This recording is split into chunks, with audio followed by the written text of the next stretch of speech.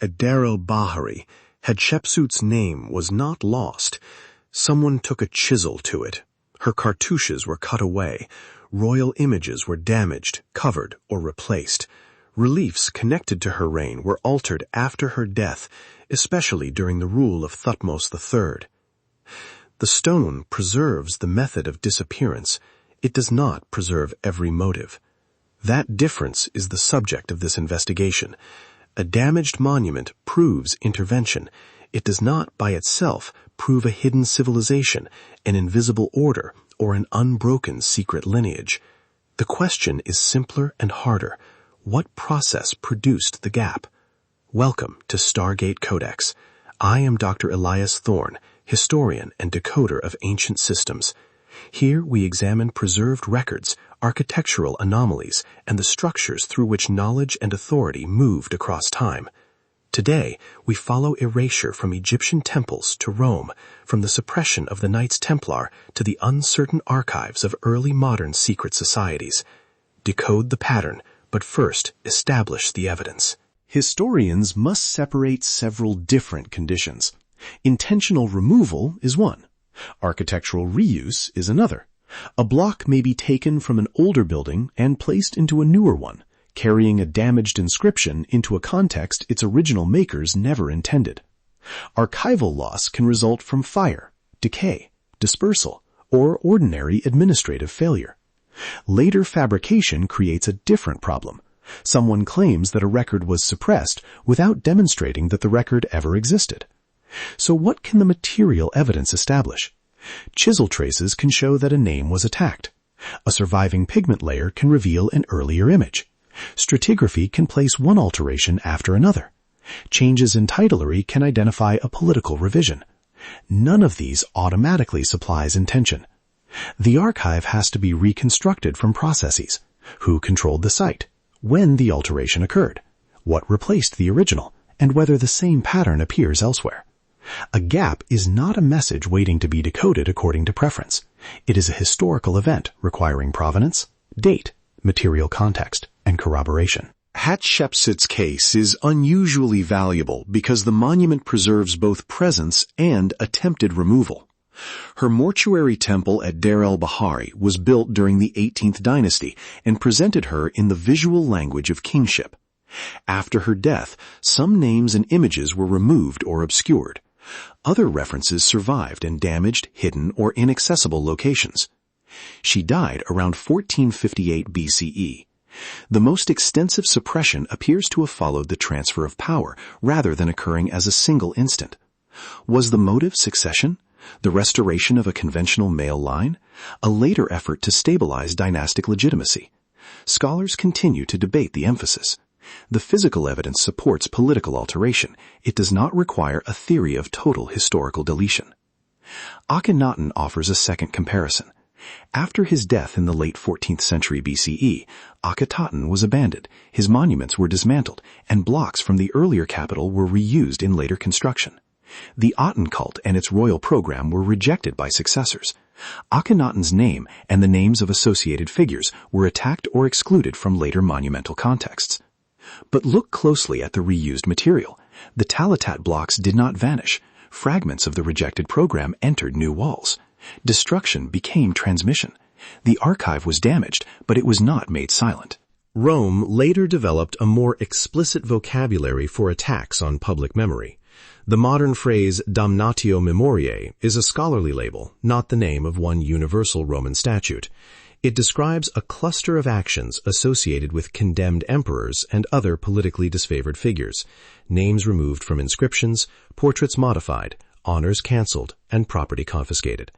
The evidence appears across decrees, coins, portraits, inscriptions, and literary accounts. After the deaths of figures such as Sejanus, Geta, and Domitian, political judgment became visible in altered objects. A face could be recut, a title could be removed, a public name could become an offense. Yet Roman erasure was rarely complete.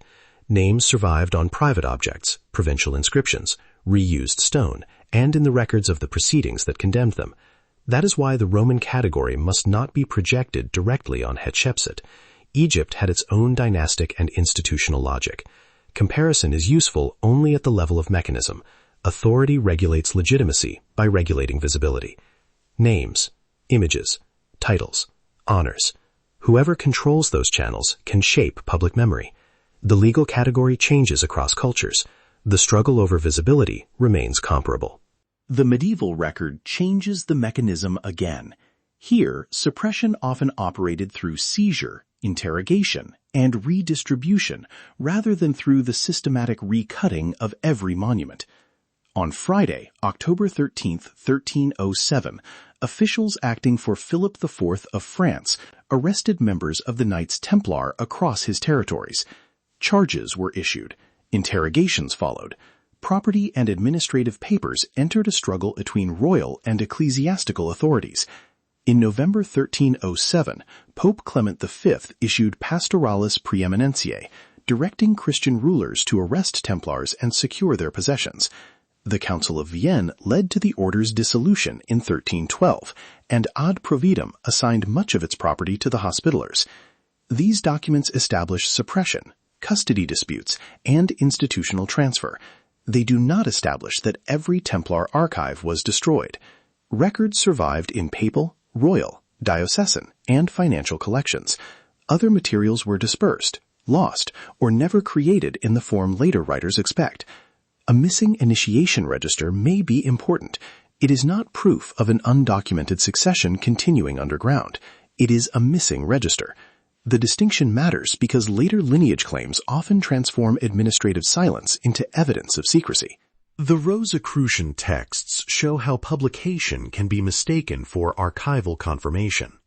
The Fama Fraternitatis appeared in print in 1614, the Confessio Fraternitatis followed in 1615, and the Chemical Wedding appeared in 1616. These works are secure evidence of printed texts, intellectual exchange, and a powerful early modern reception. They are not, by themselves, proof that an ancient fraternity operated exactly as the books describe. The figure of Christian Rosenkreutz and the claims of a geographically connected brotherhood may be read as programmatic, theological, literary, or satirical constructions within the debates of their period. What the documents prove most securely is that the texts circulated and generated expectations of hidden knowledge. A continuous institutional archive has not been established. The Bavarian Illuminati presents a later, better documented organization. Adam Weishaupt founded it at Ingolstadt in 1776. Bavarian authorities prohibited it in 1785, and searches produced correspondence, statutes, and related papers. Those records reveal real ambitions and internal structures. They do not prove that the order survived unchanged and directed subsequent world events. Provenance is the dividing line between a document and a legend. Across these examples, a pattern emerges, but it is narrower than the mythology built around it. Institutions preserve authority by controlling what may be named, displayed, copied, or entered into a register. A dynasty removes a predecessor from a temple wall. An imperial administration revises a portrait. A crown seizes the papers of an order. A fraternity publishes a genealogy whose ancient continuity remains unverified. These are not identical operations. They share a governance problem. Who has the jurisdiction to define legitimate memory? Restricted institutions add another layer. Limited access to teachings, passwords, membership rolls, and internal offices makes lineage difficult to test from outside. Later interpreters can then reverse the burden of proof. The absence of a register becomes evidence of secrecy. A familiar symbol becomes evidence of inheritance. Neither conclusion is sufficient. The geometry of power is therefore not necessarily a universal code hidden in every monument. It is the practical arrangement of access, repetition, material display, and controlled transmission.